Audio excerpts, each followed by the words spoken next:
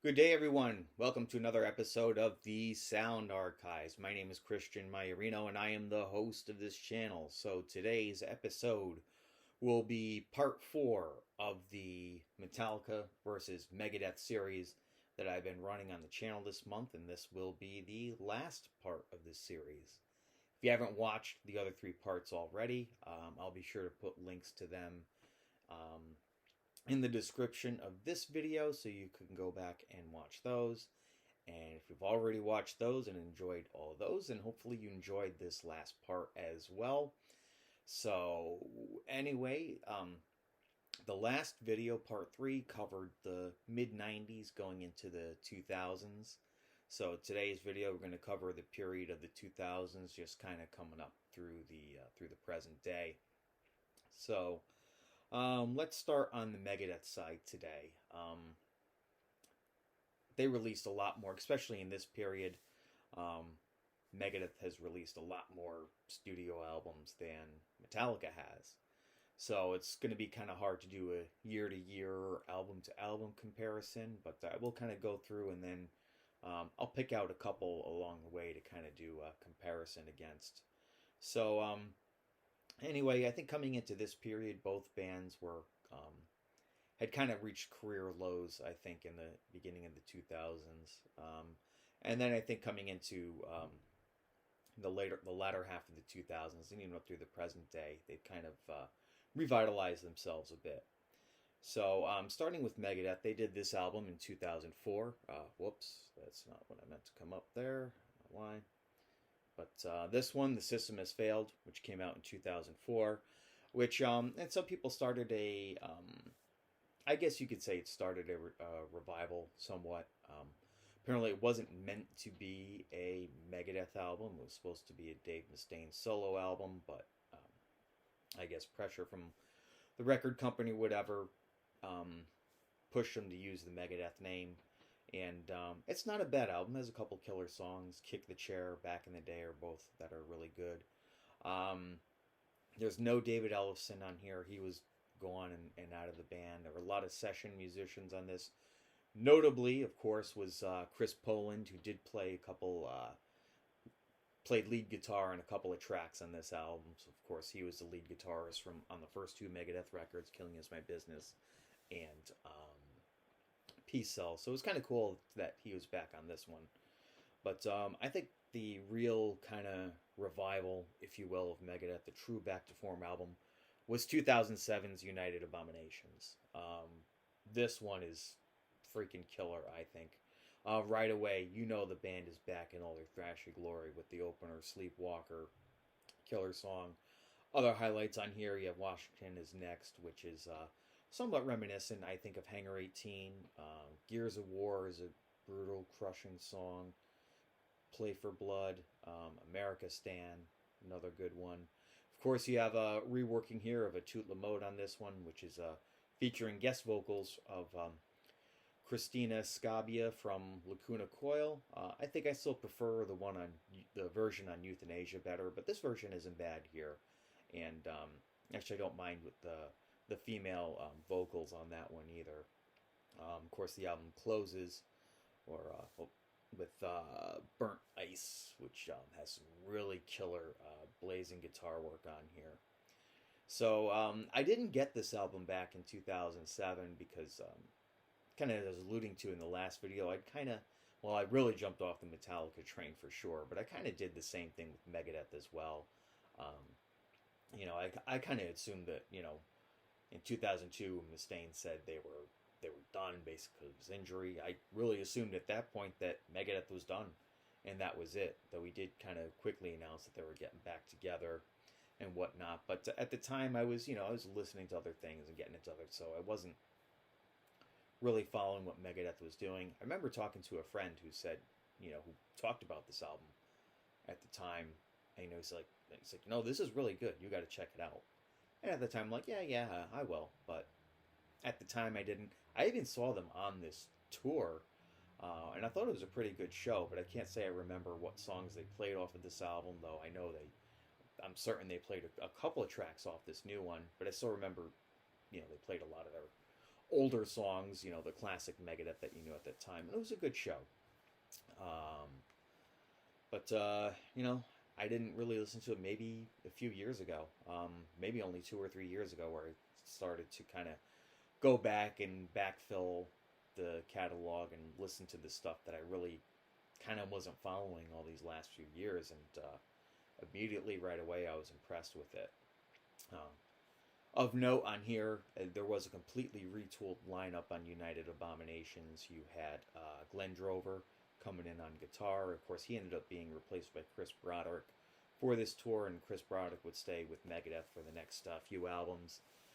His brother Sean Drover was the drummer on this, and you had James Lamento on bass. So, really, the only original member from Megadeth on here was, of course, Dave Mustaine. But anyway, it's definitely true return to form. I would say it's almost as good as any of those classic Megadeth albums, from any of those first 5 albums. I can't say I like it better than any of those, but it's close. It's real good. So of course, Megadeth would continue this streak for a few years. But I think what I'll do is we'll jump back to the Metallica side right here. In 2008, they released the Death Magnetic album, which I'm going to pull up right here on the good old phone. This one right here, which was first album with Robert Trujillo on bass. Of course, as I said in the last video, Jason Newsted quit before they did the Saint Anger album. So they eventually got Robert Trujillo on bass, even though he didn't play on that album. He did play on this one. And this one, again, much like Megadeth did, I think, by United Abominations. With this one, Metallica's kind of coming back to the true form that we remembered and loved from them in the 80s. This was Just Your Life is a great thrashy song. So is End of the Line. Day That Never Comes is somewhat reminiscent of One, I think. Cyanide is another pretty good track, and of course it closes with the brutal My Apocalypse. And of course you have the Unforgiven 3, which is, again, I don't know why they got to keep rehashing that, but overall it's not a bad album. There's some blazing guitar work on here from Kirk Hammett. The drum sound in the production is not as bad as that drum sound on Saint Anger, which a lot of fans will complain about, but to me it still doesn't. I don't know. Lars's drums still don't sound very good on this album. Not so much from the playing side, but just from the production side, the recording. But overall, it's a pretty good album. I don't think it. Comparing this one with United Abominations, obviously both albums I think are a good return to form. But United Abominations, I just think connects with me better. I just think it's meaner, nastier. Overall, just a more enjoyable album. Though, Death Magnetic, definitely has its moments too. But, like I said, I'm still not fully back on board that Metallica train.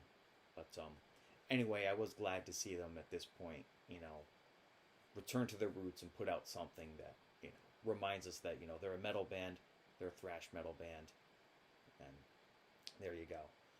So now moving along, of course, going out of the 2000s and coming into the teens and going up to today, Megadeth side. So following up United Abominations, they did Endgame in 2009, which might even be better than United Abominations, and then they did 13 in 2011, which saw the return of Dave Ellefson into the band on bass, and then they followed that in 2013 with Super Collider, which kind of seems odd. It's like, they were doing these real thrashy, great heavy albums, and then they kind of went back to a more mainstream album with Super Collider.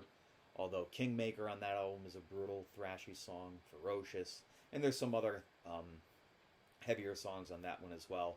But then they also kind of mix it up with doing these kind of more, mainstream type sounding songs, kind of going back to like the Cryptic Writings era. Overall, that album's kind of a mixed bag, but it's definitely not the turd that Risk was. But eventually, they followed up Super Collider with Dystopia in 2016. So this album right here, again, they kind of go back to being true. Um, Pull up that album cover there on the phone. Here they really go back to, again, following what they were doing on those previous albums right here. I mean, right away the threat is real, just brutal, thrashy. Great song, Dystopia. Title track is great. Fatal Illusion, I love that song. It almost reminds me of like Take No Prisoners off of Rust in Peace. It definitely captures that essence right there. Bullet to the Brain, another good one. It's kind of weird on this one. They did a couple bonus tracks, but they're not at the end. They're kind of in the middle. You have Look Who's Talking, which is, okay. Conquer or Die is a great song. Lying in State. And of course, this album closes with cover Foreign Policy.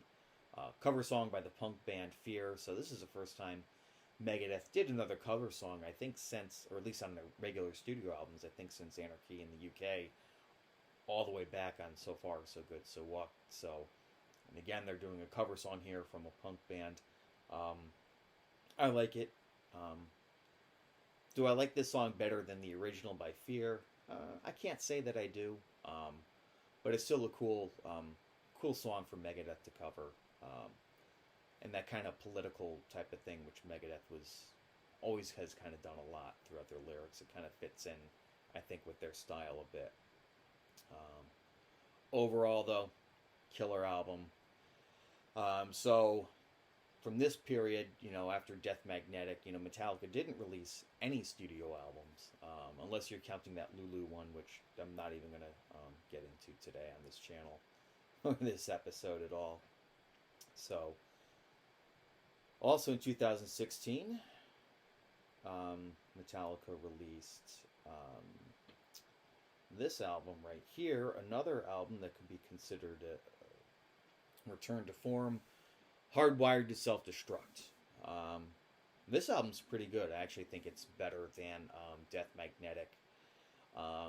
Heavier, faster, thrashier, although some of the songs are kind of long in some parts. But Hardwired is a great song. Atlas Rise, another really good one. Moth into Flame is really good. Murder One is kind of a cool song, a tribute to Lemmy. And then, of course, they close the album with the brutal Spit Out the Bone. So those are some of my highlights on this one.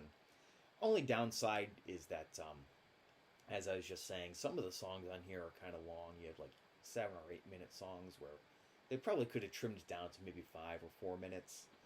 But on this one, there's definitely the essence of like Master of Puppets, Ride the Lightning, Kill 'Em All, like those earlier albums. But then it's also kind of longer, like some of the songs off like And Justice for All. Production-wise, I think it sounds better than Death Magnetic did. Overall, I would say it's a better album. Comparing this though with Dystopia, I'm still gonna go with Megadeth with Dystopia on this one. Just because it's just leaner, meaner, nastier. Overall, I just think a better album than this one. And Dystopia, I think, had a better album cover too, with of course, Vic Rattlehead in this post-apocalyptic setting. Where this one, they just kind of had like the 4 guys' faces on there. I don't know. Not a big fan of that album cover, but overall, good album. I still prefer Megadeth a little bit better. So, anyway, I think that's it for this series of Metallica versus Megadeth. I know coming up this year, 2022, we're supposed to be getting a new Megadeth album.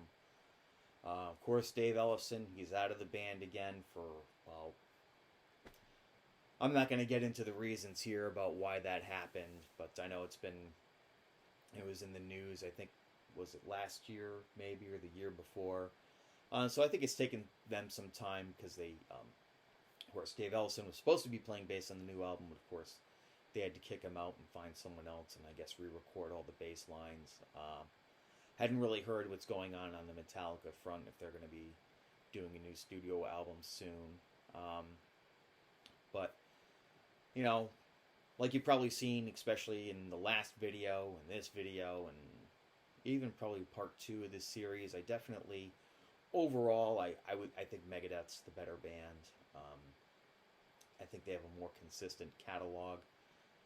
But the both bands, kind of went through the same type of trends.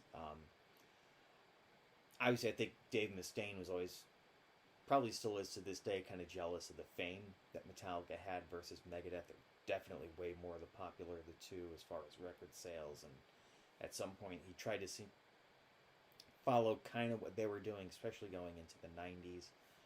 But overall, I think musically, they stayed more consistent. There's no denying, though, those first, I would say, 3 Metallica albums, you could even say like the first 5, were definitely trend-setting. If I were to compare, I would say like the first 3 Metallica to the first couple Megadeth, I probably still prefer those albums better, and I think a lot of fans do. But I think definitely starting from probably like 1990 onwards, Megadeth, I think, has clearly been the better band. Metallica's made some odd choices over the last few years too with their touring. I know at one of their shows they had, I think it was a Jim Brewer, or I believe it was a comedian, who was like opening a show as opposed to having an opening band, which I guess they want to do something unique and different, but just seems really odd to me. It's just, you go to a show, you expect to see like another band as an opener, not comedian. I think they probably could use that time better just to, showcase an up and coming band, just like say like Ozzy did with Metallica back in 1986. But hey, it is what it is. Some of the things that I didn't touch on, let's see. Megadeth, of course, in the 90s, they did a lot of these kind of one-off soundtracks and everything. I love the song they did on the Beavis and Butthead soundtrack. Or wasn't the soundtrack to the movie, but it was the Beavis and Butthead Experience, where they released that album back in 93. They did that song 99 Ways to Die, which is a killer song. Probably heavier thrasher than anything that I did on, at that time, Countdown, or the next record, Euthanasia. They did the song Go to Hell, which was on the Bill and Ted's Bogus Journey soundtrack. Another killer one. They did the one, Angry Again, on Last Action Hero. And then there were some other ones here and there that they did, which they released on that Hidden Treasures album. Metallica did this album here in the 90s, the Garage Days, Garage Inc., which disc 2 had all the Garage Days and singles and covers and whatnot that they did throughout the 80s. And then the first disc, they had a couple of songs that got played on here a lot. The Bob Seger cover is on here. Turn the Page. I actually don't mind that one that much, surprisingly. I think this is the best as far as what Metallica did in the later 90s. I actually like this better than their regular studio albums. But they did a couple odd covers. They did Tuesday's Gone from Lynyrd Skynyrd. They did Astronomy from Blue Oyster Cult, Whiskey in the Jar, which was another kind of hit.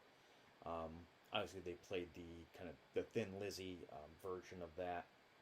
But then they did It's Electric from Diamond Head, Sabracadabra from Black Sabbath, Die Die My Darling from the Misfits, and they did Merciful Fate medley, which is kind of cool that they were still at this point showing some roots in metal, but then still mixing up these other covers. And Free Speech for the Dumb, I think that's a punk song. I don't remember I know I've looked it up before, but I didn't look it up for this video. I'm just kind of doing a little rambling here, going just closing out this video.